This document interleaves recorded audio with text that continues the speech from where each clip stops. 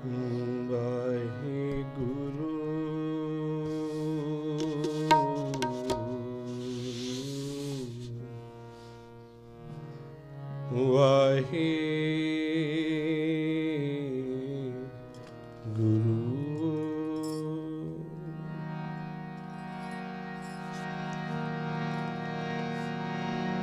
ਵਾਹਿਗੁਰੂ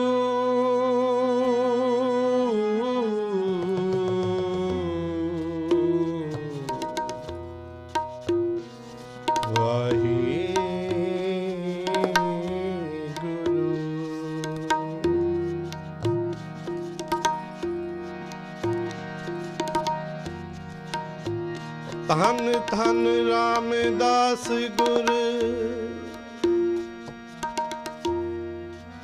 ਜਿਨ ਸਿਰਿਆ ਤਿਨੇ ਸਵਾਰਿਆ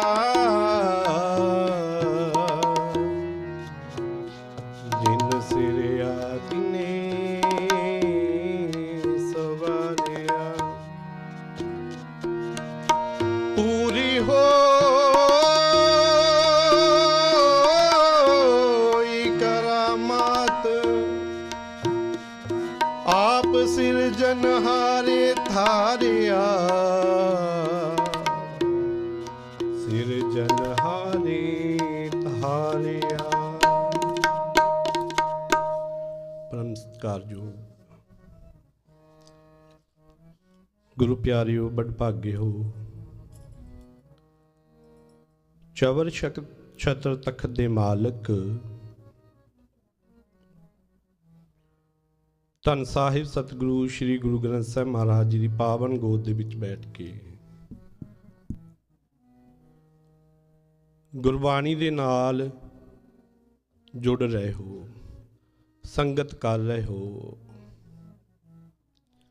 ਕਿਉਂਕਿ ਸੰਗਤ ਦੇ ਵਿੱਚ ਪਰਮੇਸ਼ਰ ਹੈ।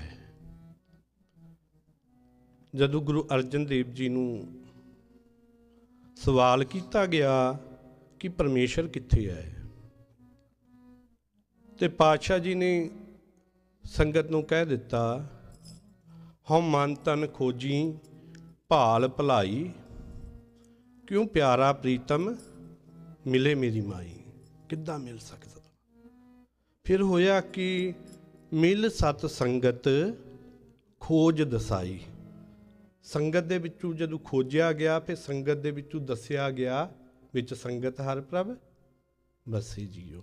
ਬੜਭਾਗੇ ਹੋ, ਤੁਸੀਂ ਪਰਮੇਸ਼ਰ ਦਾ ਰੂਪ ਹੋ। ਪਰਮੇਸ਼ਰ ਦੀ ਗੋਦ ਦੇ ਵਿੱਚ ਬੈਠ ਕੇ, ਸੰਗਤ ਦੇ ਵਿੱਚ ਬੈਠ ਕੇ। ਧੰਨ ਗੁਰੂ ਰਾਮਦਾਸ ਮਹਾਰਾਜ ਜੀ ਦਾ ਆਗਮਨ। ਮੈਨੂੰ ਸੰਗਤ ਵੱਲੋਂ ਬੇਨਤੀ, ਹੁਕਮ ਹੋਇਆ ਕਿ ਮਹੀਨੇ ਦੀ ਵੀ ਵਿਚਾਰ ਕਰਿਓ। ਆਪਾਂ ਥੋੜ੍ਹਾ ਥੋੜ੍ਹਾ ਦੋਨੋਂ ਹੀ ਲੈ ਲੈਂਦੇ ਹਾਂ। ਧੰਨ ਧੰਨ ਰਾਮਦਾਸ ਗੁਰ ਜਿਨ ਸਿਰਿਆ ਤਿਨੇ ਸਵਾਰਿਆ। ਸੱਤਾ ਤੇ ਬਲਵੰਡਾ ਜੀ ਆਖਦੇ ਨੇ, ਕਹਿੰਦੇ ਧੰਨ ਧੰਨ ਰਾਮਦਾਸ ਗੁਰੂ ਆ, ਜਿਹੜਾ ਜੇਠੇ ਤੋਂ ਰਾਮਦਾਸ ਬਣਿਆ। ਜਿਸ ਪਰਮੇਸ਼ਰ ਨੇ ਉਹਨੂੰ ਪੈਦਾ ਕੀਤਾ, ਉਹਨੇ ਉਹਨੂੰ ਸਵਾਰ ਵੀ ਦਿੱਤਾ, ਤੇ ਉਹਨੇ ਇੱਕ ਕਰਾਮਾਤ ਕੀਤੀ। ਕਿਹੜੀ ਕਰਾਮਾਤ ਕੀਤੀ? ਪੂਰੀ ਹੋਈ ਕਰਾਮਾਤ ਆਪ ਸਿਰਜਨਹਾਰੇ ਧਾਰਿਆ।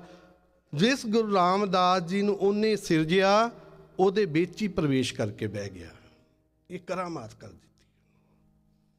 ਪੂਰੀ ਹੋਈ ਕਰਾਮਾਤ ਆਪ ਸਿਰਜਨਹਾਰੇ ਧਾਰਿਆ। ਉਹ ਪਰਮੇਸ਼ਰ ਦਾ ਰੂਪ ਲਾਹੌਰ ਦੀ ਪਾਵਨ ਧਰਤੀ ਚੂਨਾ ਮੰਡੀ ਦੇ ਵਿੱਚ ਹਰਦਾਸ ਜੀ ਦੇ ਘਰ, ਮਾਤਾ ਦਇਆ ਕੌਰ ਜੀ ਦੇ ਘਰ 1534 ਈਸਵੀ ਨੂੰ ਜਦੋਂ ਗੁਰੂ ਰਾਮਦਾਸ ਮਹਾਰਾਜ ਜੀ ਦਾ ਆਗਮਨ ਹੁੰਦਾ ਹੈ ਨਾ, ਉਦੋਂ 4 ਗੁਰੂ ਸਾਹਿਬਾਨ ਧਰਤੀ ਤੇ ਵਿਰਾਜਮਾਨ ਸਨ ਸਰੀਰਕ ਤੌਰ ਤੇ। 1534 ਦੇ ਵਿੱਚ ਗੁਰੂ ਨਾਨਕ ਪਾਤਸ਼ਾਹ ਕਰਤਾਰਪੁਰ ਖੇਤੀ ਕਰ ਰਹੇ ਸਨ। ਗੁਰੂ ਅੰਗਦ ਦੇਵ ਜੀ ਮਹਾਰਾਜ, ਜਿਨ੍ਹਾਂ ਦਾ 1504 ਦੇ ਵਿੱਚ ਆਗਮਨ ਹੈ, ਉਹ 30 ਸਾਲ ਦੀ ਉਮਰ ਦੇ ਵਿੱਚ ਗੁਰੂ ਨਾਨਕ ਦੇਵ ਜੀ ਪਾਤਸ਼ਾਹ ਜੀ ਦੇ ਨਾਲ ਘਾਲ ਕਮਾਈ, ਉਹਨਾਂ ਦੇ ਨਾਲ ਰਹਿ ਕੇ ਸਿੱਖਿਆ ਲੈ ਰਹੇ ਸਨ, ਲਹਿਣੇ ਦੇ ਰੂਪ ਦੇ ਵਿੱਚ। ਗੁਰੂ ਅਮਰਦਾਸ ਜੀ ਮਹਾਰਾਜ, ਜਿਨ੍ਹਾਂ ਦਾ 1479 ਦਾ ਆਗਮਨ ਹੈ, ਉਹ ਉਸੇ ਤਰ੍ਹਾਂ ਹੀ ਜਿਸ ਤਰ੍ਹਾਂ ਪਹਿਲਾ ਜੀਵਨ ਸੀ ਉਸੇ ਤਰ੍ਹਾਂ ਆਪਣੇ ਵਿਚਰ ਰਹੇ ਸਨ। ਭਾਵ ਕਿ 4 ਗੁਰੂ ਸਾਹਿਬਾਨ ਜਦੋਂ ਗੁਰੂ ਰਾਮਦਾਸ ਮਹਾਰਾਜ ਜੀ ਦਾ ਆਗਮਨ ਲਾਹੌਰ ਵਿਖੇ ਹੁੰਦਾ ਹੈ ਭਾਈ ਜੇਠੇ ਦੇ ਰੂਪ ਦੇ ਵਿੱਚ, 4 ਗੁਰੂ ਸਾਹਿਬਾਨ ਉਸ ਵੇਲੇ ਪੰਜਾਬ ਦੀ ਧਰਤੀ ਤੇ ਵਿਰਾਜਮਾਨ ਸਨ। ਸੋ ਸਤਿਗੁਰੂ ਜੀ ਕਿਰਪਾ ਕਰਨ, ਭਾਈ ਸਾਹਿਬ ਜੀ ਨੇ ਸ਼ਬਦ ਪੜ੍ਹਿਆ ਹੈ, ਸਤਿਗੁਰੂ ਜੀ ਕਿਰਪਾ ਕਰਨ ਅਸੀਂ ਵੀ ਸ਼ਰਨ ਮੰਗ ਲਈਏ। ਇੱਕ ਅਰਦਾਸ ਭਾਟ ਕੀਰਤ ਕੀ ਗੁਰੂ ਰਾਮਦਾਸ ਰਾਖੋ ਸ਼ਰਨਾਈ, ਸਾਨੂੰ ਵੀ ਆਪਣੀ ਸ਼ਰਨ ਦੇ ਵਿੱਚ ਰੱਖ ਲੈ। ਤੇ ਜਿਹੜਾ ਮਹੀਨਾ ਪ੍ਰਵੇਸ਼ ਹੋਇਆ ਕਤਕ ਕਰਮ ਕਮਾਵਨੇ, ਦੋਸ਼ ਨਾ ਕਾਹੂ ਜੋਗ, ਪਰਮੇਸ਼ਰ ਤੇ ਭੁੱਲਿਆ ਵਿਆਪਨ ਸਭੇ ਰੋਗ। ਇਹ ਸ਼ਬਦ ਰਲ ਕੇ ਪੜ੍ਹੀਏ।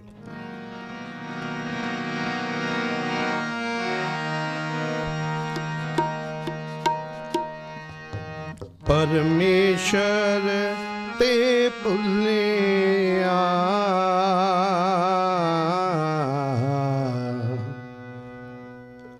ਵਿਆਪਨ ਸਭੈ ਰੋਗ।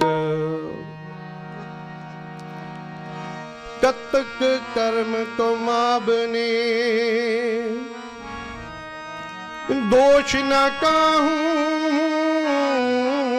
ਜੋਗ, ਪਰਮੇਸ਼ਰ ਤੇ ਭੁੱਲਿਆ ਵਿਆਪਨ ਸਭੈ ਰੋਗ। ਪਰਮੇਸ਼ਰ ਤੇ ਭੁੱਲਿਆ ਵਿਆਪਨ ਸਭੈ ਰੋਗ। ਪਰਮੇਸ਼ਰ ਤੇ ਭੁੱਲਿਆ ਵਿਆਪਨ ਸਭੈ ਰੋਗ। ਵਿਆਪਨ ਸਭੈ ਰੋਗ, ਵਿਆਪਨ ਸਭੈ ਰੋਗ। ਜਪੋ ਵਿਆਪਨ ਸਭੈ ਰੋਗ, ਵਿਆਪਨ ਸਭੈ ਰੋਗ। ਪਰਮੇਸ਼ਰ ਤੇ ਭੁੱਲਿਆ ਵਿਆਪਨ ਸਭੈ ਰੋਗ। ਪਰਮੇਸ਼ਰ ਤੇ ਭੁੱਲਿਆ ਵਿਆਪਨ ਸਭੈ ਰੋਗ। ਕਤਕ ਕਰਮ ਕਮਾਵਨੇ,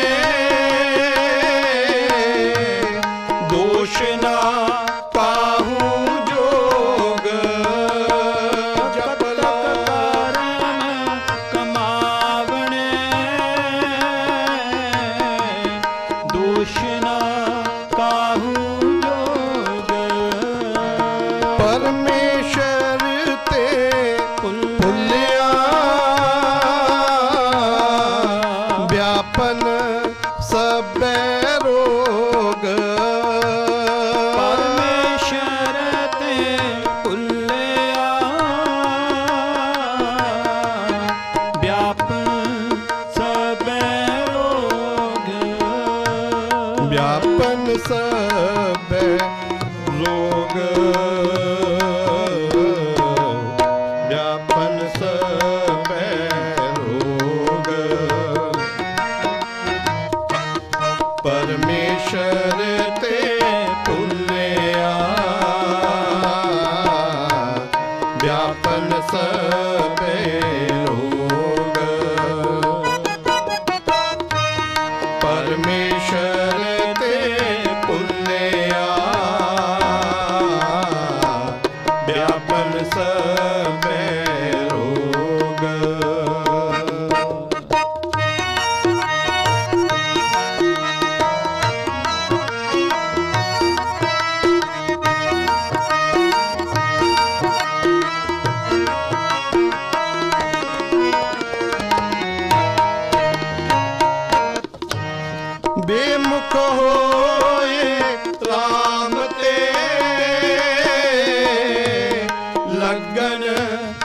ਜਨਮ ਵਿਜੋਗ ਬੇਮੁਖ ਹੋਏ ਰਾਮ ਤੇ ਲੱਗਣ ਜਨਮ ਵਿਜੋਗ ਕਿਨ ਮੈਂ ਕੋੜੇ ਹੋਏ ਗਏ ਜਿਤੜੇ ਮਾਇਆ ਭੋਗ ਕਿਨ ਮੈਂ ਕਾੜੇ ਹੋਏ ਗਏ ਜਿਤਨੇ ਮਾਇਆ ਭੋਗ ਵਿੱਚ ਨ ਕੋਈ ਕਰ ਸਕੈ ਕਿਸ ਤੈ ਰੋਵੇ ਰੋਜ ਵਿੱਚ ਨ ਕੋਈ ਕਰ ਸਕੈ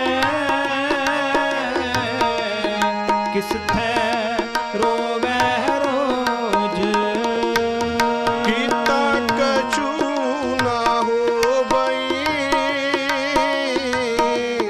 ਲਿਖਿਆ ਤੁਰ ਸੰਜੋਗ ਕੀਤਾ ਕਛੂ ਨਾ ਹੋਵਈ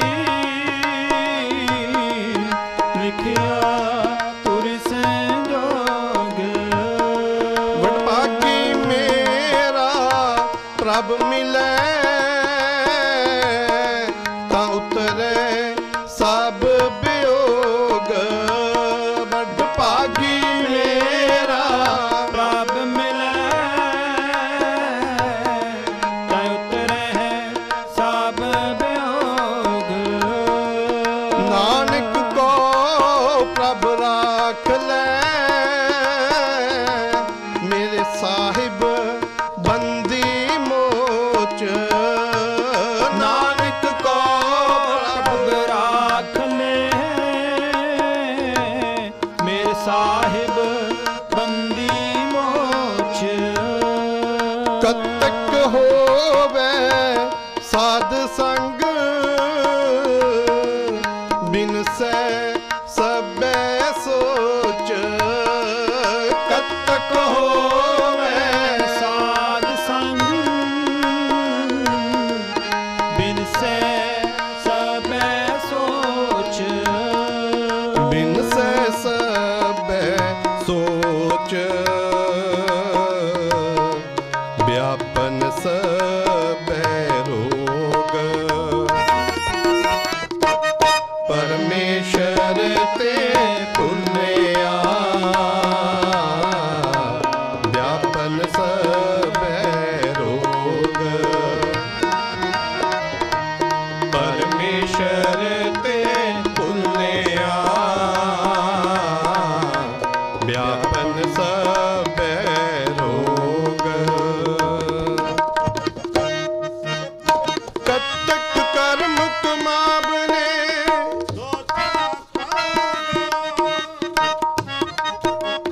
ਪਰਮੇਸ਼ਰ ਤੇ ਭੁੱਲਿਆ ਵਿਆਪਨ ਸਭੈ ਰੋਗ ਕਤਕ ਕਰਮ ਕਮਾਵਨੇ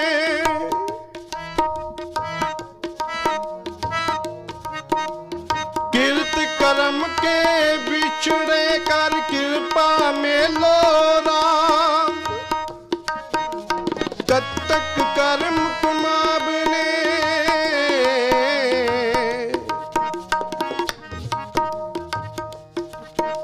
ਜਵੇਹ ਕਰਮ ਕਮਾਵਤੇ ਤਬੇ ਫਲ ਤੇ ਕਤਕ ਕਰਮ ਕਮਾਵਨੇ ਲੋੜੇ ਦਾਖ ਬਿਜੂਰੀਆਂ ਕਿੱਕਰ ਬੀਜੇ ਜੱਟ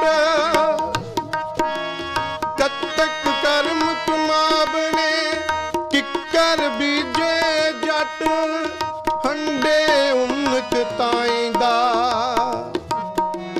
ਪੈਂਦਾ ਲੋੜੇ ਪੱਟ ਕਤਕ ਕਰਮ ਕਮਾਵਨੇ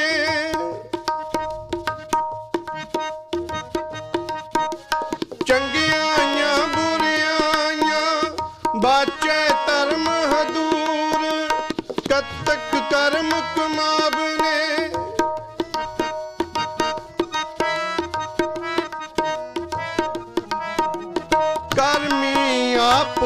ਆਪਣੀ, ਕਰਮੀ ਆਪੋ ਆਪਣੀ, ਕੇ ਨੇੜੇ ਕੇ ਦੂਰ, ਕਤਕ ਕਰਮ ਕਮਾਵਨੇ। ਦੇਸੀ ਮਹੀਨਿਆਂ ਦੇ ਵਿੱਚੋਂ 8ਵਾਂ ਮਹੀਨਾ ਪ੍ਰਵੇਸ਼ ਹੋਇਆ ਹੈ।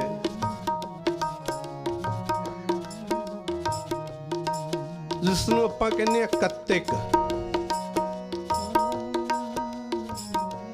ਹਰੇਕ ਮਹੀਨੇ ਦੇ ਵਿੱਚ ਇੱਕ ਉਪਦੇਸ਼ ਧੰਨ ਸ਼੍ਰੀ ਗੁਰੂ ਗ੍ਰੰਥ ਸਾਹਿਬ ਜੀ ਦੇ ਵਿੱਚ ਸਾਨੂੰ ਦਿੱਤਾ ਗਿਆ ਹੈ ਕਿ ਗੁਰਸਿੱਖਾ ਤੂੰ ਆ ਇੱਕ ਉਪਦੇਸ਼ ਸੁਣ, ਉਹਨੂੰ ਧਾਰਨ ਕਰ, ਉਹਨੂੰ ਮੰਨ, ਉਹਦੇ ਨਾਲ ਪਿਆਰ ਪਾ ਤੇ ਉਰ ਤੇ ਚੱਲ। ਧੰਨ ਸ਼੍ਰੀ ਗੁਰੂ ਗ੍ਰੰਥ ਸਾਹਿਬ ਜੀ ਦੇ ਵਿੱਚ 2 12 ਨੇ। ਇੱਕ ਤੁਖਾਰੀ ਰਾਗ ਦੇ ਵਿੱਚ ਧੰਨ ਸ਼੍ਰੀ ਗੁਰੂ ਨਾਨਕ ਦੇਵ ਜੀ ਮਹਾਰਾਜ ਉਚਾਰਨ ਕਰਕੇ ਗੁਰੂ ਗ੍ਰੰਥ ਸਾਹਿਬ ਜੀ ਦੇ ਵਿੱਚ ਦਰਜ ਹੋਈ ਹੈ। ਜਿਹੜਾ ਸ਼ਬਦ ਤੁਸੀਂ ਸਰਵਣ ਕੀਤਾ ਇਹ ਧੰਨ ਸ਼੍ਰੀ ਗੁਰੂ ਅਰਜਨ ਦੇਵ ਜੀ ਦਾ ਮਾਝ ਰਾਗ ਦੇ ਵਿੱਚ ਹੈ। 14 ਬੰਦ ਨੇ 12 ਮਾਹਾਂ ਦੇ ਮਾਝ ਰਾਗ ਦੇ ਵਿੱਚ। ਜਿਹੜੀ 12 ਮਾਹਾਂ ਹੈ, ਪਹਿਲਾ ਸ਼ਬਦ ਹੈ ਕਿਰਤ ਕਰਮ ਕੇ ਵਿਛੜੇ ਕਰ ਕਿਰਪਾ ਮੇਲੋ ਰਾਮ। ਦੂਜਾ ਸ਼ਬਦ ਜਿਹੜਾ ਆਰੰਭ ਹੁੰਦਾ ਪਹਿਲਾ ਮਹੀਨਾ ਚੇਤ ਗੋਬਿੰਦ ਆਰਾਧੀਏ। ਇਸੇ ਤਰ੍ਹਾਂ 13 ਸ਼ਬਦ ਹੋ ਜਾਂਦੇ ਨੇ ਤੇ 14ਵਾਂ ਸ਼ਬਦ ਹੈ ਜਿਨ ਜਿਨ ਨਾਮ ਧਿਆਇਆ ਤਿਨ ਕੇ ਕਾਜ ਸਰੇ। ਦੇਸੀ ਮਹੀਨਿਆਂ ਦੀ ਲੜੀ ਦੇ ਵਿੱਚੋਂ ਇਹ 8ਵਾਂ ਮਹੀਨਾ ਹੈ ਜਿੱਥੇ ਧੰਨ ਸ਼੍ਰੀ ਗੁਰੂ ਗ੍ਰੰਥ ਸਾਹਿਬ ਜੀ ਦੇ ਵਿੱਚ 2 12 ਮਾਹਾਂ ਨੇ, ਉੱਤੇ ਰੁੱਤੀ ਸ਼ਲੋਕ ਵੀ ਹੈ। 6 ਰੁੱਤਾਂ ਨੇ, 2 ਮਹੀਨਿਆਂ ਦੀ ਇੱਕ ਰੁੱਤ ਹੈ। ਇਹ ਜਿਹੜੀ ਰੁੱਤ ਹੈ ਇਸ ਨੂੰ ਸਰਦੀ ਦੀ ਆਰੰਭਤਾ ਦੀ ਰੁੱਤ ਆਖਿਆ ਪਾਤਸ਼ਾਹ ਨੇ।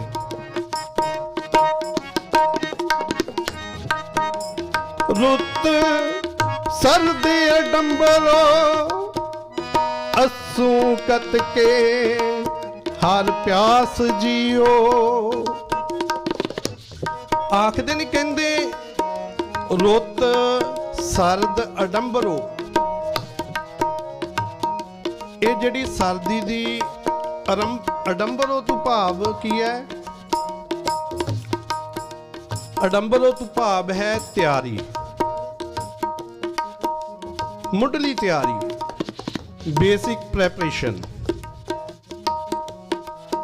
ਕਿ ਤੂੰ ਮੁੱਢਲੀ ਤਿਆਰੀ ਇਸ ਮਹੀਨੇ ਦੇ ਵਿੱਚ ਕੀ ਕਰਨੀ ਹੈ, ਇਸ ਰੁੱਤ ਦੇ ਵਿੱਚ ਕੀ ਕਰਨੀ ਹੈ।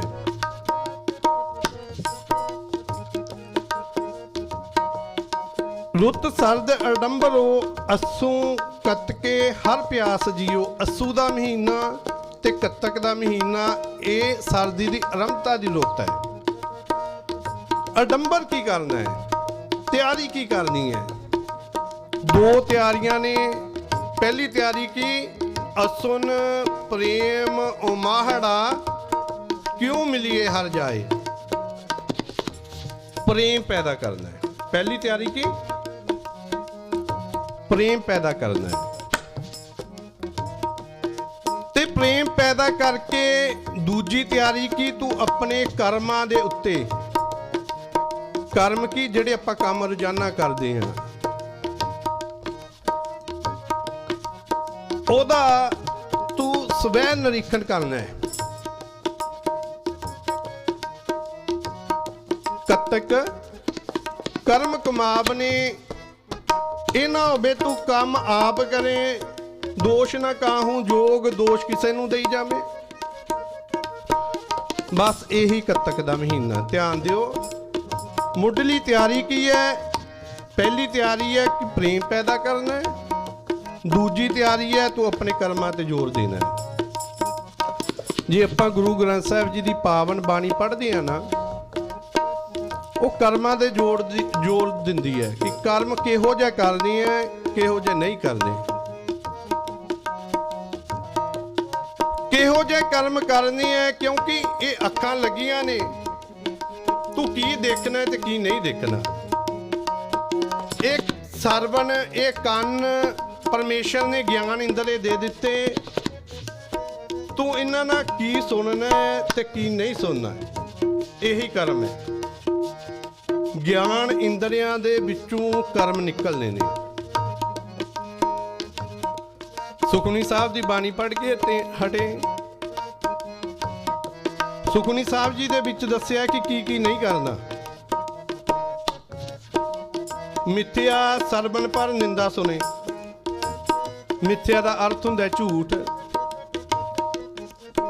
ਆਪਣੇ ਕੰਨਾਂ ਨਾਲ ਝੂਠ ਤੇ ਨਿੰਦਿਆ ਸੁਣਨੀ ਨਹੀਂ। ਲਓ ਜੀ, ਇਹ ਕੱਤਕ ਦੇ ਮਹੀਨੇ ਦਾ ਭਾਵ ਹੈ ਕਿ ਕਰਮਾਂ ਤੇ ਜ਼ੋਰ ਕਿੱਦਾਂ ਦੇਣਾ।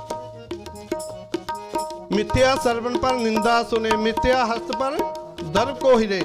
ਆਪਣੇ ਹੱਥ ਪਰਾਏ ਧਨ ਵੱਲ ਨਹੀਂ ਲਿਜਾਣੇ। ਦਰਬ ਹੁੰਦਾ ਹੈ ਧਨ। ਮਿੱਥਿਆ ਸਰਵਨ ਪਰ ਨਿੰਦਾ ਸੁਣੇ। ਮਿੱਥਿਆ ਹਸਤ ਪਰ ਦਰਬ ਕੋਰੇ। ਮਿੱਥਿਆ ਨੇਤਰ ਪੇਖਤ ਪਰ ਤਰੈ ਰਪਾਦ ਪਰਾਇਆ ਰੂਪ। ਵਰਜਣਾ ਇਹਨੂੰ ਨੇਤਰਾਂ ਨੂੰ। ਮਿੱਥਿਆ ਭੋਜਨ ਅਨ ਸਵਾਦ। ਮਿੱਥਿਆ ਚਰਨ ਪਰ ਵਿਕਾਰ ਕੋ ਧਾਵੇ। ਆਪਣੇ ਚਰਨ ਵਿਕਾਰਾਂ ਵੱਲ ਨੂੰ ਨਹੀਂ ਲਿਜਾਣੇ। ਇਹ ਕਰਮਾਂ ਦੀ ਚੇਤਨਾ ਹੀ ਹੈ। ਆਪਣੇ ਕਰਮਾਂ ਪ੍ਰਤੀ ਚਤੰਨ ਹੋ ਜਾਣਾ ਕੱਤਕ ਮਹੀਨੇ ਦਾ ਭਾਵ ਹੈ। ਇਹ ਮੁੱਢਲੀ ਤਿਆਰੀ ਹੈ। ਪਹਿਲੀ ਪ੍ਰੇਮ ਪੈਦਾ ਕਰਨਾ, ਦੂਜੀ ਕਰਮਾਂ ਤੇ ਜ਼ੋਰ। ਮਿੱਥਿਆ ਸਰਵਨ ਪਰ ਨਿੰਦਾ ਸੁਨੇ। ਮਿੱਥਿਆ ਹਸ ਪਰ ਧਰ ਕੋਰੇ। ਮਿੱਥਿਆ ਨੇਤਰ ਪੇਖਤ ਪਰ ਤਰੈ ਰਪਾਲ। ਮਿੱਥਿਆ ਭੋਜਨ ਅਨ ਸਵਾਦ। ਮਿੱਥਿਆ ਚਰਨ ਪਰ ਵਿਕਾਰ ਕੋ ਧਾਵੇ। ਮਿੱਥਿਆ ਮਨ ਪਰ ਲੋਭ ਲੁਭਾਵੇ। ਮਨ ਨੂੰ ਲੋਭ ਨਹੀਂ ਲੱਗਣ ਦੇਣਾ। ਮਿੱਥਿਆ ਮਨ ਪਰ ਲੋਭ ਲੁਭਾਵੇ। ਮਿੱਥਿਆ ਤਨ ਨਹੀਂ ਪਰ ਉਪਕਾਰਾ। ਮਿੱਥਿਆ ਬਾਸ ਲੇਤ ਵਿਕਾਰਾ। ਕਹਿੰਦੇ ਜੇ ਉਹਨੂੰ ਜਾਣਿਆ ਨਾ ਸਾਰਾ ਕੁਛ ਹੀ ਮਿੱਥਿਆ। ਬਿਨ ਬੂਝੇ, ਜੇ ਉਹਨੂੰ ਬੁੱਝਿਆ ਨਾ ਕਿ ਪਰਮੇਸ਼ਰ ਕਹਿ ਕੀ ਰਿਹਾ ਹੈ, ਬਿਨ ਬੂਝੇ ਮਿੱਥਿਆ ਸਭ ਭੈ। ਫਿਰ ਤੇਰੀ ਜਿਹੜੀ ਗਿਆਨ ਇੰਦਰੀ ਦੁਆਰਾ ਇਹ ਦੇਹੀ ਦਿੱਤੀ ਹੈ, ਇਹ ਅਸਫਲ ਹੋ ਜਾਏਗੀ, ਫੇਲ ਹੋ ਜਾਏਗੀ। ਤੇ ਪਾਤਸ਼ਾਹ ਸਫਲ ਵੀ ਹੋ ਜਾਏਗੀ। ਕਹਿੰਦੇ ਹਾਂ ਹੋ ਜਾਏਗੀ। ਸਫਲ ਦੇ ਕਿੱਦਾਂ ਹੋਵੇਗੀ ਸਰੀਰ ਸਫਲ? ਨਾਨਕ ਹਰ ਹਰ ਨਾਮ ਲੈ। ਇਹ ਕਰਮਾਂ ਦੀ ਚੇਤਨਾ। ਸੁਖਮਨੀ ਸਾਹਿਬ ਪੜ੍ਹੀ ਜਾਈਏ, ਨੰਗੀ ਜਾਈਏ, ਪੜ੍ਹੀ ਜਾਈਏ, ਨੰਗੀ ਜਾਈਏ। ਪੜ੍ਹਨਾ ਵੀ ਚੰਗਾ ਪਰ ਵਿਚਾਰਨਾ। ਜਿੱਥੇ ਸੁਣਨ ਦੀਆਂ 4 ਪੌੜੀਆਂ ਧੰਨ ਸ਼੍ਰੀ ਗੁਰੂ ਗ੍ਰੰਥ ਸਾਹਿਬ ਜੀ ਦੇ ਵਿੱਚ, ਜਪਜੀ ਸਾਹਿਬ ਦੇ ਵਿੱਚ ਗੁਰੂ ਨਾਨਕ ਪਾਤਸ਼ਾਹ ਜੀ ਨੇ ਦਰਜ ਕੀਤੀਆਂ, ਉੱਥੇ 4 ਮੰਨਣ ਦੀਆਂ ਵੀ। ਪਰ ਮੈਂ ਇਹ ਮਹਿਸੂਸ ਕਰਦਾ, ਇਨਸਾਨ ਮੰਨੇਗਾ ਕਦੋਂ? ਧਿਆਨ ਦਿਓ, ਤਵੱਜੋ ਦਿਓ। ਥੋੜੀ ਜਿਹੀ ਗਹਿਰੀ ਗੱਲ ਹੈ। ਸੁਣਨ ਤੋਂ ਬਾਅਦ 4 ਮੰਨਣ ਦੀਆਂ ਪੌੜੀਆਂ ਇਨਸਾਨ ਮੰਨੇਗਾ ਤਾਂ ਜੇ ਉਹਨੂੰ ਸਮਝ ਲੱਗੂ। ਮੰਨ ਲਓ ਮੈਨੂੰ ਕੋਈ ਲੈਂਗੁਏਜ ਨਹੀਂ ਆਉਂਦੀ, ਮੰਨ ਲਓ ਇੰਗਲਿਸ਼ ਨਹੀਂ ਆਉਂਦੀ, ਮੈਂ ਸੁਣ ਲਈ ਗੱਲ ਪਰ ਮੈਨੂੰ ਸਮਝ ਹੀ ਨਹੀਂ ਲੱਗੀ। ਕਿਸੇ ਨੇ ਕਿਹਾ please give me glass of water, ਕਿ ਮੈਨੂੰ ਇੱਕ ਪਾਣੀ ਦਾ ਗਲਾਸ, ਮੈਂ ਸੁਣ ਲਈ, ਮੈਂ ਉੱਦਾਂ ਹੀ ਹੱਸੀ ਜਾਣਾ ਅੱਗੇ, ਕਿਉਂਕਿ ਸਮਝ ਹੀ ਨਹੀਂ ਲੱਗੀ। ਧਿਆਨ ਦਿਓ, ਸੁਣਨ ਤੋਂ ਬਾਅਦ ਸਮਝ ਲੱਗਣੀ ਬਹੁਤ ਜ਼ਰੂਰੀ ਹੈ। ਮੰਨਣ ਤੱਕ ਇਨਸਾਨ ਤਾਂ ਪਹੁੰਚ ਸਕਦਾ ਹੈ ਜੇ ਉਹਨੂੰ ਸਮਝ ਲੱਗ ਗਈ। ਜੇ ਸਮਝ ਹੀ ਨਾ ਲੱਗੀ ਫਿਰ ਤੇ ਉਹ ਜਿਹੋ ਜਿਹੀ ਸੁਣੀ, ਜਿਹੋ ਜਿਹੀ ਨਾ ਸੁਣੀ। ਸਮਝਣਾ ਬਹੁਤ ਜ਼ਰੂਰੀ। ਸਾਧ ਸੰਗਤ ਜੀ, ਸਮਝਣਾ ਬਹੁਤ ਜ਼ਰੂਰੀ ਹੈ। ਤੇ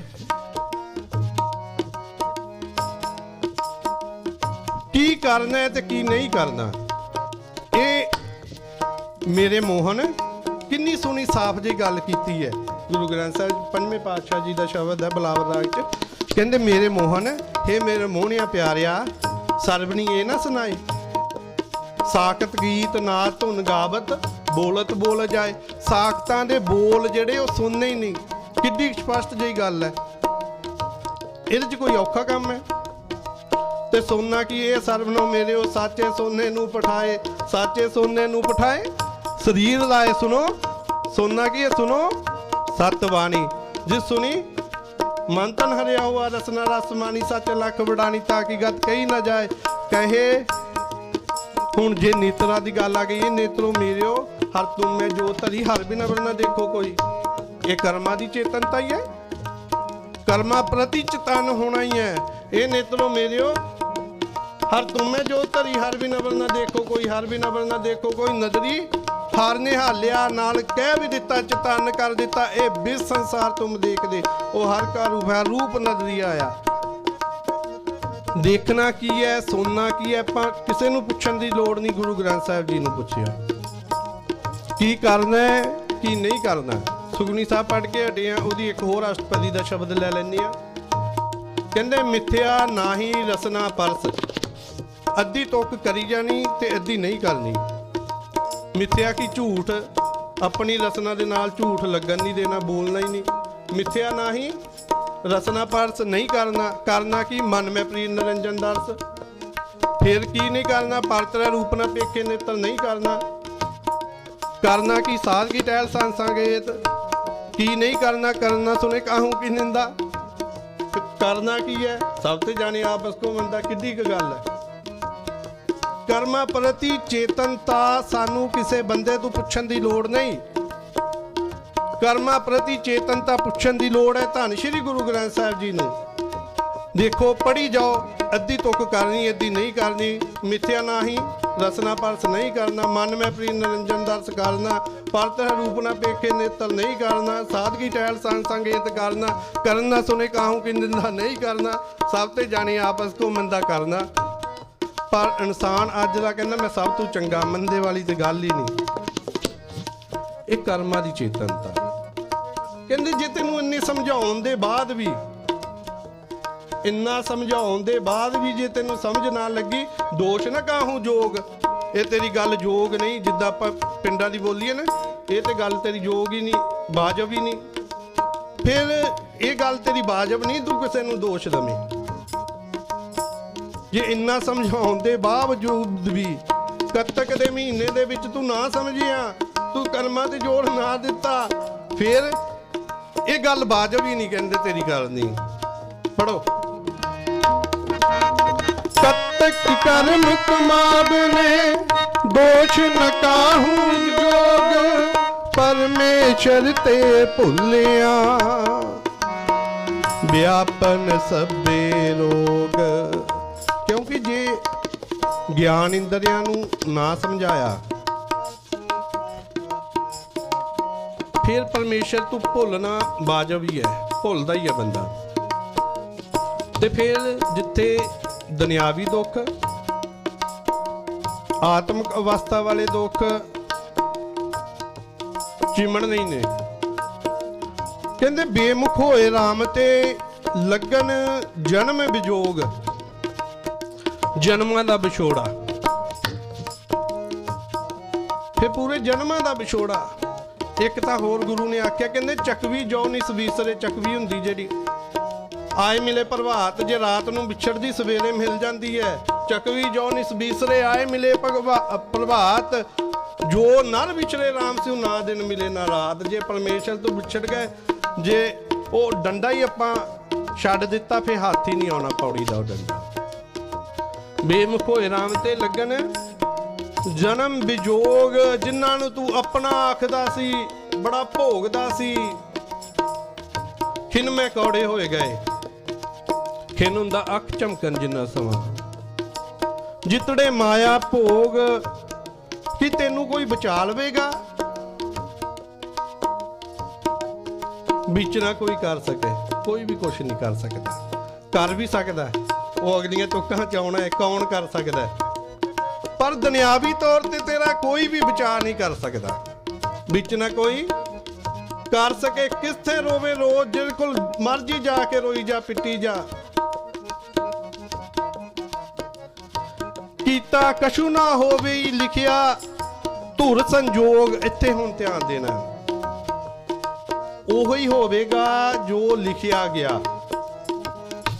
ਲਿਖਿਆ ਕਿੱਦਾਂ ਜਾਵੇਗਾ? ਲਿਖਿਆ ਜਾਵੇਗਾ ਤੇਰੇ ਕਰਮਾਂ ਨੂੰ ਦੇਖ ਕੇ। ਤੇਰੇ ਕਰਮ ਕਿਹੋ ਜਿਹੇ ਨੇ, ਚੰਗਿਆਈਆਂ ਬੁਰਾਈਆਂ, ਬਾਚੇ ਧਰਮ ਹਦੂਰ।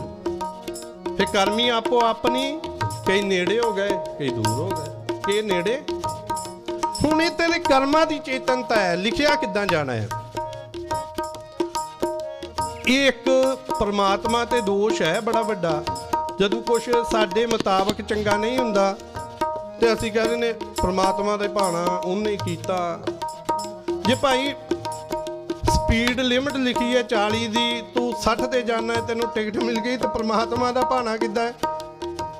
ਤੇਰੇ ਆਪਣੇ ਕਰਮਾਂ ਦੀ ਚੇਤਨਤਾ ਹੈ ਕਿ ਤੂੰ ਉਹ ਫੋਲੋ ਨਹੀਂ ਕਰ ਰਿਹਾ ਰੂਲ। ਪਰਮਾਤਮਾ ਦਾ ਭਾਣਾ ਕਿੱਦਾਂ ਇੱਥੇ?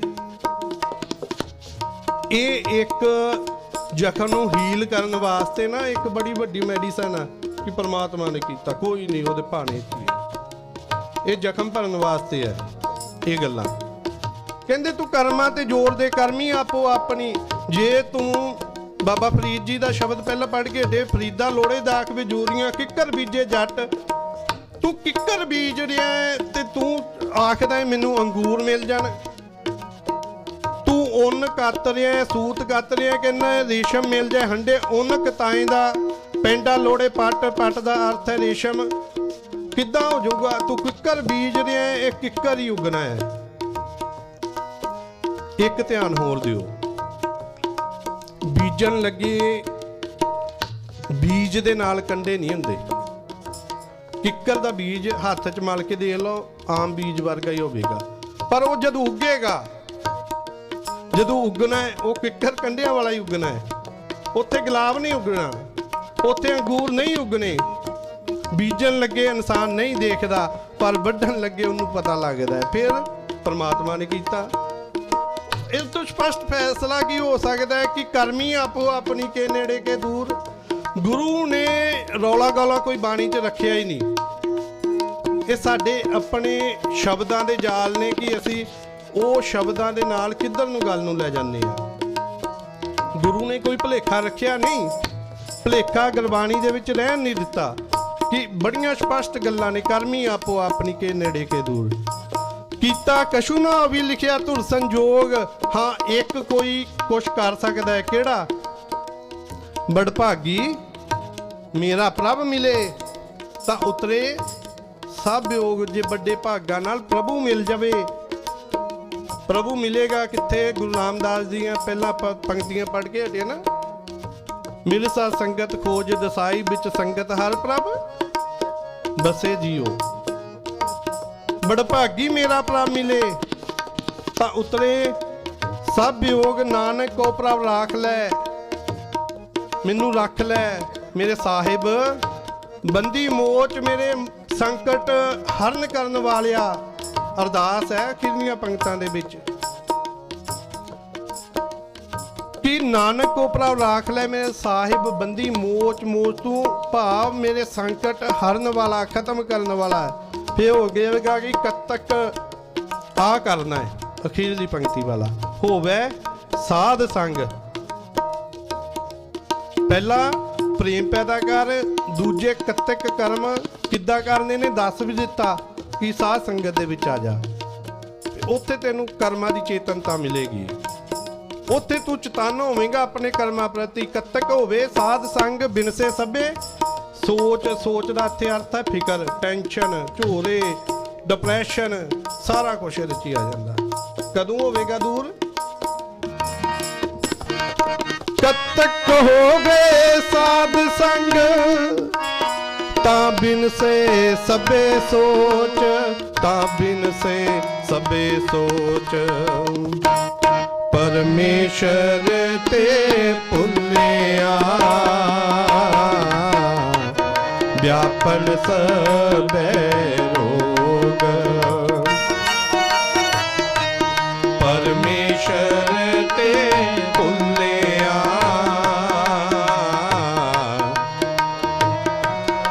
ਮੇ ਰੋਗ। ਵਿਆਪਨ ਸਭੇ ਰੋਗ। ਵਿਆਪਨ ਸਭੇ ਰੋਗ। ਵਿਆਪਨ ਸਭੇ ਰੋਗ। ਵਿਆਪਨ ਸਭੇ ਰੋਗ। ਵਾਹਿਗੁਰੂ। ਇਹ ਜੋ ਮਹੀਨਾ ਪ੍ਰਵੇਸ਼ ਹੋਇਆ ਉਹਦਾ ਭਾਵ ਅਰਥ ਹੈ ਰੁੱਤ ਸਰਦ ਅਡੰਬਰੋ ਅਸੂ ਕਤਕੇ ਹਰ ਪਿਆਸ ਜੀਓ ਪ੍ਰਭੂ ਨੂੰ ਮਿਲਣ ਦੀ ਪਿਆਸ ਲੱਗ ਜਾਵੇ। ਖੁਜੰਤੀ ਦਰਸ਼ਨ ਫਿਰਤ ਕਬ ਮਿਲੀਏ ਗੁਣਤਾਸ ਜੀ। ਉਹ ਗੁਣਾਂ ਦੀ ਤਾਸ਼, ਗੁਣਾਂ ਦਾ ਖਜ਼ਾਨਾ ਕਿਸੇ ਤਰ੍ਹਾਂ ਮਿਲ ਜਾਵੇ। ਸੋ ਸਤਿਗੁਰੂ ਜੀ ਇਹ ਪ੍ਰੇਮ ਉਮਾਹੜਾ ਸਾਡੇ ਅੰਦਰ ਪੈਦਾ ਕਰਦੇ ਨੇ। ਅਸੁਨ ਪ੍ਰੇਮ ਉਮਾਹੜਾ। ਔਰ ਤੋਂ ਬਾਅਦ ਸਾਡਾ ਕਰਮਾਂ ਦੇ ਉੱਤੇ ਜ਼ੋਰ ਆ ਜਾਵੇ ਕਿ ਕਿਹੋ ਜਿਹੇ ਕਰਮ ਕਰਨੇ, ਕਿਹੋ ਜਿਹੇ ਨਹੀਂ ਕਰਨੇ। ਗੁਰੂ ਦੇ ਅੱਗੇ ਨਿਮਰਤਾ ਕਿੱਦਾਂ ਦੀ ਹੋਣੀ ਚਾਹੀਦੀ ਹੈ। ਧੰਨ ਗੁਰੂ ਰਾਮਦਾਸ ਜੀ ਮਹਾਰਾਜ ਜਦੋਂ ਛੋਟੀ ਉਮਰ ਦੇ ਵਿੱਚ ਭਾਈ ਸਾਹਿਬ ਜੀ ਨੇ ਦੱਸਿਆ ਹੈ ਕਿ ਮਾਤਾ ਪਿਤਾ ਦਾ ਸਾਇਆ ਗਿਆ, ਨਾਨੀ ਮਾਂ ਬਾਸਰ ਕੇ ਲੈ ਕੇ ਆਈ। ਆਪਨੇ ਸਾਰਿਆਂ ਨੇ ਇਤਿਹਾਸ ਸੁਣਿਆ। ਬਸ ਟੂਕ ਮਾਤਰ ਗੱਲ ਕਿ ਹੁਕਮ ਕਿੱਦਾਂ ਮੰਨਣਾ ਹੈ। ਦੋ ਉਮਰਾਂ ਦੇ ਵਿੱਚ ਸਹਾਰੇ ਦੀ ਲੋੜ ਹੁੰਦੀ ਹੈ, ਬਚਪਨ ਦੇ ਵਿੱਚ ਤੇ ਜਦੋਂ ਇਨਸਾਨ ਬਜ਼ੁਰਗ ਹੋ ਜਾਂਦਾ ਹੈ ਵਡੇਰੀ ਉਮਰ ਦੇ ਵਿੱਚ। ਨਾਨੀ ਮਾਂ ਵਡੇਰੀ ਹੈ ਤੇ ਭਾਈ ਜੇਠਾ ਜੀ 7 ਸਾਲ ਦੇ ਨੇ ਤੇ ਦੋਨਾਂ ਨੂੰ ਸਹਾਰਾ ਕੋਈ ਨਹੀਂ, ਦੋਨਾਂ ਨੂੰ ਸਹਾਰਾ ਕੋਈ ਨਹੀਂ। ਸੱਚ ਜਾਣਿਓ ਜਿਹਨੂੰ ਕੋਈ ਸਹਾਰਾ ਨਹੀਂ। ਜਦੋਂ ਗੁਰੂ ਅਮਰਦਾਸ ਜੀ ਮਹਾਰਾਜ ਗਾਗਰ ਲੈ ਕੇ ਡਿੱਗ ਗਏ ਸਨ ਨਾ, ਗੁਰੂ ਅੰਗਦ ਦੇਵ ਜੀ ਨੇ ਪੁੱਛਿਆ ਕੀ ਹੋਇਆ, ਅੱਜ ਲੇਟ ਹੋ ਗਿਆ ਅਮਰਦਾਸ। ਕਹਿੰਦੇ ਮੈਂ ਡਿੱਗ ਗਿਆ ਸੀ, ਮੈਂ ਡਿੱਗ ਗਿਆ ਸੀ। ਤੇ ਗੁਰੂ ਅੰਗਦ ਦੇਵ ਮਹਾਰਾਜ ਜੀ ਦੇ ਮੁਖਾਰ ਬਿੰਦ ਤੋਂ ਬੋਲ ਸਨ, ਮੈਂ ਸੋਚਦਾ ਸੀ ਤੂੰ ਕਿੱਦਣ ਡਿੱਗੇ ਤੇ ਮੈਂ ਤੈਨੂੰ ਚੁੱਕ ਕੇ ਉੱਥੇ ਬਿਠਾ ਦਾਂ ਜਿੱਥੇ ਗੁਰੂ ਨਾਨਕ ਨੇ ਮੈਨੂੰ ਬਿਠਾਇਆ। ਮੈਂ ਤੈਨੂੰ ਚੁੱਕ ਕੇ ਉੱਥੇ ਬਿਠਾ ਦੇਵਾਂ ਜਿੱਥੇ ਗੁਰੂ ਨਾਨਕ ਨੇ ਮੈਨੂੰ ਬਿਠਾਇਆ ਹੈ। ਤੇ ਉੱਥੇ 22 ਵਾਰ ਦਿੱਤੇ ਸਨ, 22 ਵਾਰ। ਨਿਮਾਣਿਓ ਕੇ ਮਾਨ, ਨਿਤਾਣਿਓ ਕੇ ਤਨ, ਨਿਓਟਿਓ ਕੀ ਓਟ, ਨਿਗਤਿਓ ਕੀ ਗਤ, ਨਿਪਤਿਓ। ਉਹਨਾਂ ਦੇ ਵਿੱਚੋਂ ਨੇ ਸਹਾਰਿਆਂ ਦਾ ਸਹਾਰਾ ਜਿਹੜਾ ਬਰਸੀ 22ਵਾਂ ਬਰਸੀ ਦਰਗਾਹ ਦੀਆਂ ਕੁੰਜੀਆਂ ਦਾ ਮਾਲਕ ਗੁਰੂ ਅਮਰਦਾਸ। ਮੈਂ ਗੱਲ ਕਰਨ ਲੱਗਾ ਜਿਨ੍ਹਾਂ ਦਾ ਕੋਈ ਸਹਾਰਾ ਨਹੀਂ, ਗੁਰੂ ਅਮਰਦਾਸ ਜੀ ਉਹਨਾਂ ਦੇ ਸਹਾਰੇ ਸਨ। ਘੁੰਗਣੀਆਂ ਵੇਚੀਆਂ, 2 ਪੁੱਤਰੀਆਂ ਸਨ, 2 ਪੁੱਤਰੀਆਂ ਤੇ 2 ਜਵਾਈ।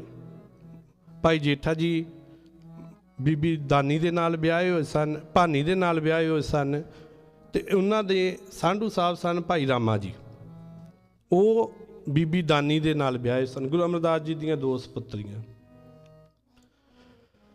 ਅੱਜ ਗੁਰੂ ਅਮਰਦਾਸ ਜੀ ਮਹਾਰਾਜ ਵਡੇਰੀ ਉਮਰ ਦੇ ਵਿੱਚ ਨੇ ਤੇ ਇੱਕ ਉਹਨਾਂ ਨੇ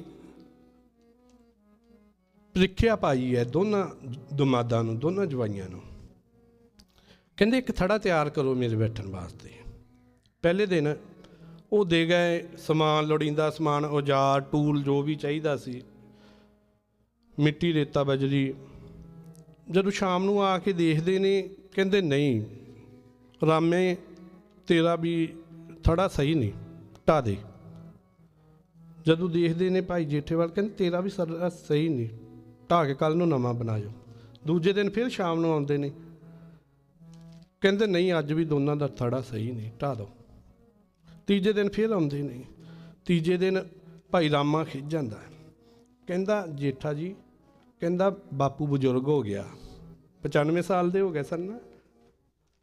ਕਹਿੰਦੇ ਬਾਪੂ ਬਜ਼ੁਰਗ ਹੋ ਗਿਆ, ਇਹਨੂੰ ਸਮਝ ਨਹੀਂ ਲੱਗਦੀ। ਥੜਾ ਤੇ ਜਿੱਦਾਂ ਦੱਸ ਕੇ ਜਾਂਦੇ, ਐਡੀ ਲੰਮਾਈ, ਇੰਨੀ ਚੌੜਾਈ, ਐਡੀ ਉਚਾਈ, ਇੱਦਾਂ ਦਾ ਹੋਣਾ ਚਾਹੀਦਾ, ਉੱਦਾਂ ਦਾ ਹੀ ਬਣਾਈਦਾ, ਉਹ ਫਿਰ ਕਹਿ ਦਿੰਦੇ। ਉਹ ਤੇ ਥੜਾ ਉਹ ਬਣਾ ਰਹੇ ਸਨ ਜਿੱਥੇ ਗੁਰੂ ਨਾਨਕ ਨੇ ਗੁਰੂ ਅੰਗਦ ਨੂੰ ਬਿਠਾਇਆ, ਜਿੱਥੇ ਗੁਰੂ ਅੰਗਦ ਨੇ ਗੁਰੂ ਅਮਰਦਾਸ ਜੀ ਨੂੰ ਬਿਠਾਇਆ, ਜਿੱਥੇ ਅਗਲਾ ਬਹਿਣਾ ਸੀ। 7 ਦਿਨ ਇੱਦਾਂ ਚੱਲਦਾ ਰਿਹਾ। 7ਵੇਂ ਦਿਨ ਆ ਕੇ ਕਹਿੰਦੇ ਨਹੀਂ ਥੜਾ ਸਹੀ ਨਹੀਂ, ਢਾ ਦਿਓ।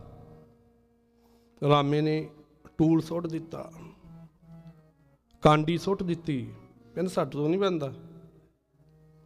ਕਹਿੰਦੇ ਤੁਸੀਂ ਜਿੱਦਾਂ ਕਹਿ ਕੇ ਜਾਂਦੇ ਉੱਦਾਂ ਅਸੀਂ ਬਣਾਉਂਦੇ ਹਾਂ, ਤੁਸੀਂ ਭੁੱਲ ਜਾਂਦੇ ਹੋ। ਕਹਿੰਦੇ ਠੀਕ ਆ।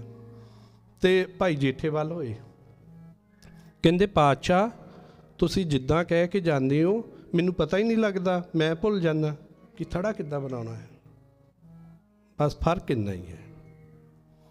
ਰਾਮਾ ਆਖਦਾ ਕਹਿੰਦਾ ਤੁਸੀਂ ਭੁੱਲ ਜਾਂਦੇ ਹੋ ਕਿ ਕਿੱਦਾਂ ਦਾ ਤੁਸੀਂ ਥੜਾ ਕਹਿ ਕੇ ਗਏ ਸੀ।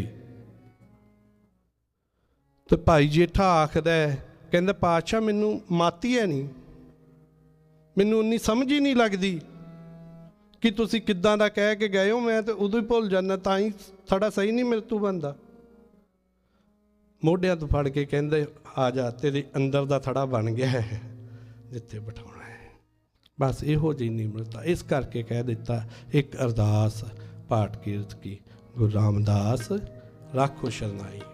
ਬਹੁਤ ਬਹੁਤ ਮੁਬਾਰਕਾਂ। ਧੰਨ ਸ਼੍ਰੀ ਗੁਰੂ ਰਾਮਦਾਸ ਮਹਾਰਾਜ ਜੀ ਦੇ ਆਗਮਨ ਦੀਆਂ। ਪਰ ਰਲ ਕੇ ਆਨੰਦ ਸਾਹਿਬ ਪੜ੍ਹੀਏ, ਵਧਾਈਆਂ ਪੜ੍ਹ ਕੇ ਫਿਰ ਆਨੰਦ ਸਾਹਿਬ।